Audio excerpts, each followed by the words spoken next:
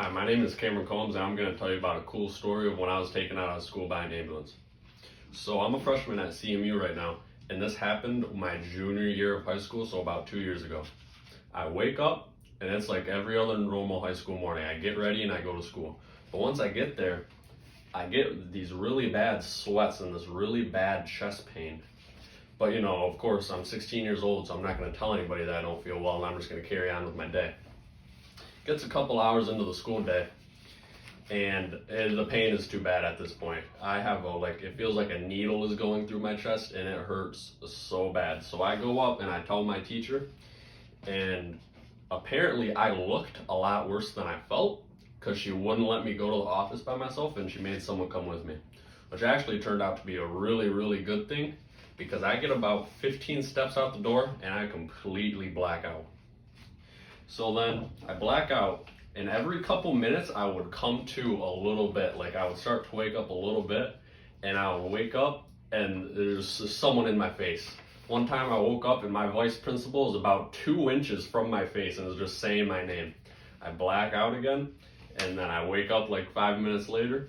My woods teacher, who's a first responder, is about 2 inches from my face.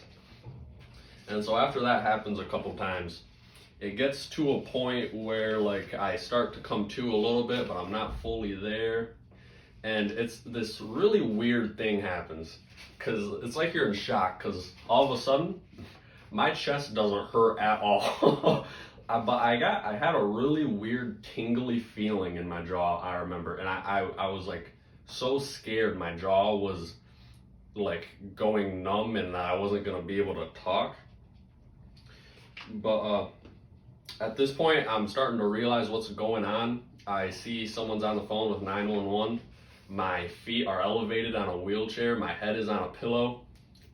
And then so the ambulance gets there, and they ask me if I can stand, and I'm like, yeah, I can. But they don't let me.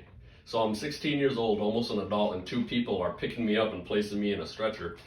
And as I'm being wheeled out, my mom comes in, which my mom's work was 5 minutes from my school. This was a 20-minute process. So it kind of took her a long time, but I forgive her. So now that I'm in the ambulance, I'm in some serious pain again. It hurts so bad. They take me to the hospital. They hook me up to all these machines. They hook me up to an EKG. They put stickers on my legs. And I remember they were putting it on, and my first thought was, that's going to suck when they take it off, because it's going to pull my leg hairs right off, and it was going to hurt so bad. And after about 2 hours of them putting me through a ton of different stupid tests, they come back and they're like, yeah, we're not really sure what's wrong with you, but we think you could have had this thing called pleurisy.